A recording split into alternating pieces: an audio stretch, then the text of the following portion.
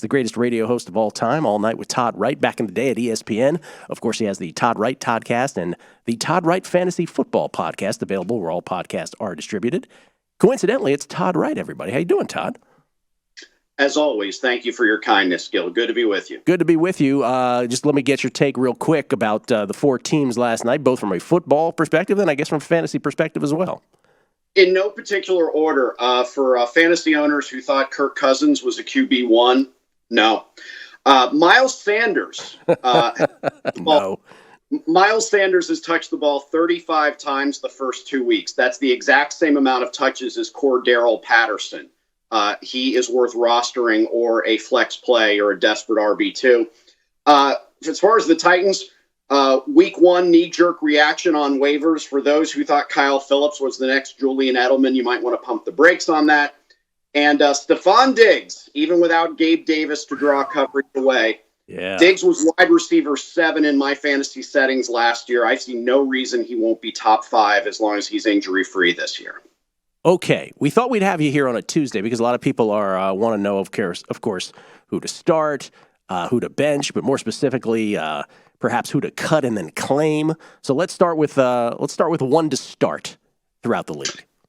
Gill, I won my podcast league last year, and the $1,000 prize that went with it from a local car dealership because I kept rotating 49er running backs in the Kyle Shanahan offense. And now, especially that Trey Lance is out of there, and you're not going to get too many quarterback sneaks from Jimmy Garoppolo.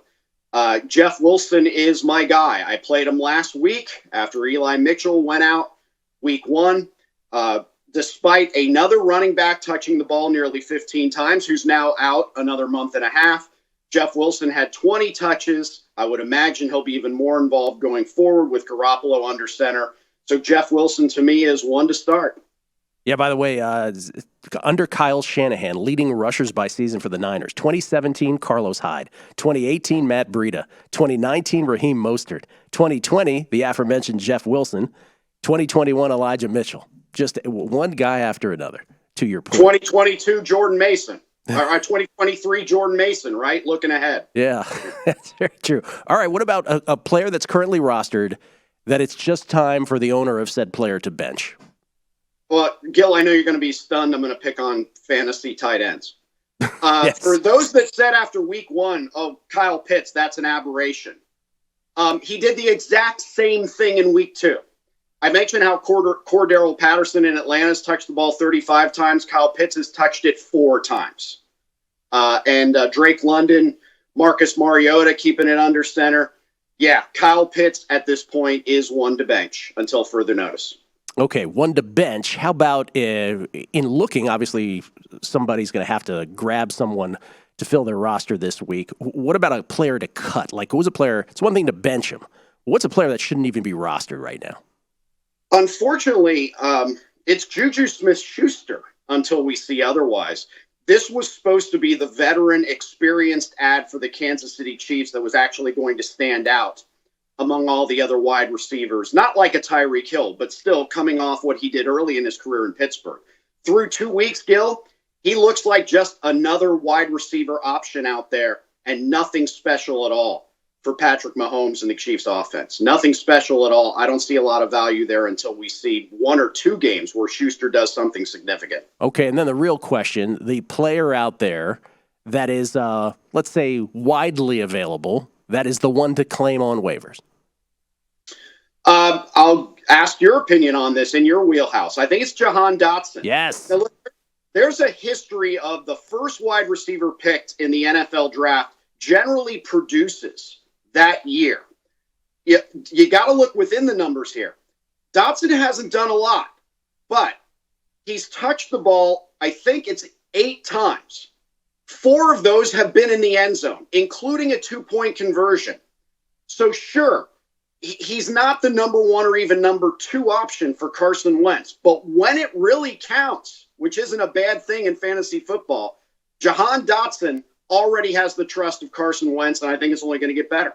I mean, to answer your question, he's the only rookie of the year bet I made before the season started, 40-1.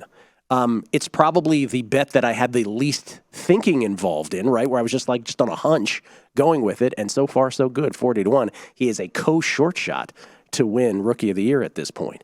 With Brees Hall? Who is the co-short shot? What was Pickens last week? It was still sort of a carryover. I don't know what it is right now. Got it. But Kelly's on that as well. Okay, so trades.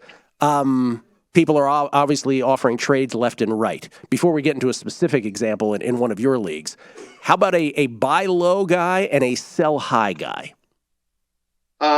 If you can acquire a Joe Mixon at this point, buy low, I would take it. The Bengals are going to get this figured out. Yeah, the offensive line and 0-2, but Joe Mixon is still the guy out there, and he's going to eventually get in the end zone. I mean, he was a top 4 running back in my scoring settings last year. I think the first 2 weeks are kind of an aberration for the Bengals and for Joe Mixon. The usage is there. If someone's willing to dump him cheap, you take him right now. All right. And then the same could be said for Najee Harris, would you say? Yes, I would. Although I worry a little bit about the foot injury with Harris, but still the Steeler passing game looks like it may transition from Trubisky to Pickett here at some point in the coming weeks. Najee is still what I call the volume vacuum, even if he's not 100%. He'll play hurt. Mike Tomlin is still going to give him the ball plenty. If someone wants to dump him, you take him too.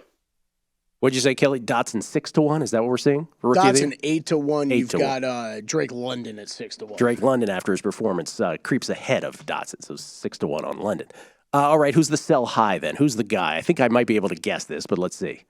Yeah, he was one of my untouchables coming into the year, and now suddenly he's hurt, and the Saints' offense doesn't look like much, and that's Alvin Kamara. I mean, this is a guy with a fantasy football RB1 reputation, but Gill, last year, he had a career high in carries, and his rushing touchdowns dropped from 16 to 4. And even though he had a career high in carries, he had a career low in receptions. And that was with Sean Payton. Now he's without Sean Payton and without Drew Brees. And we both know Jameis Winston threw the game away against Tampa Bay, but he's playing hurt. How long can he stay out there? So that at some point, Taysom Hill's going to get under center. That's even less fantasy points for Alvin Kamara. So to me, if you own Alvin Kamara and made that mistake of drafting him in the first round, and you can get someone to give you first round value back, take it now. All right, Todd, we have about a minute left. You rule famously your leagues with an iron fist, I like to say, but you own it. You proudly do so, and I respect that about you. There was a trade. We always talk about funky trade offers and how you handle that. There's one that came across in your league. What was it? 2 real smart guys, and one smart guy was texting me, say, how do I get a hold of this other smart guy who lost Trey Lance? So what we have here is someone trying to vulture someone who lost their starting quarterback. Now, at the same time, he didn't have a lot in Trey Lance. He drafted all his wide receivers and all his running backs and then selected Trey Lance. So it's not like it's a huge setback for him. And to me, it's as simple as he picks up Jimmy Garoppolo on waivers and you go on with your life. But the other guy says, well, I have 3 QB1s, so I can trade him one of those, and I can get back Jamar Chase, who the other guy drafted in the first round. And I just keep texting him saying, what are you thinking here? You just picked up, one of them was Carson Wentz, by the way, and the other guy is an Eagles fan. So he's already down on Carson Wentz because, Wentz went the way of Indy and then Washington, and the Eagles won the Super Bowl without Carson Wentz. And I kept saying, no, don't do this. Don't be that guy. Don't try to vulture somebody when it's easy to pick up quarterback on waivers. And don't ask for his number 1 pick in return for a guy you claimed on waivers a week ago. He still did it. And obviously the offer was quickly refused. He's the laughing stock of the league. There's nothing quite as awesome as fantasy arrogance or fantasy self-serving trade offers. Todd, we appreciate it as always, man. Thank you. Good to be with you, Gil. You too. Todd Wright, everybody.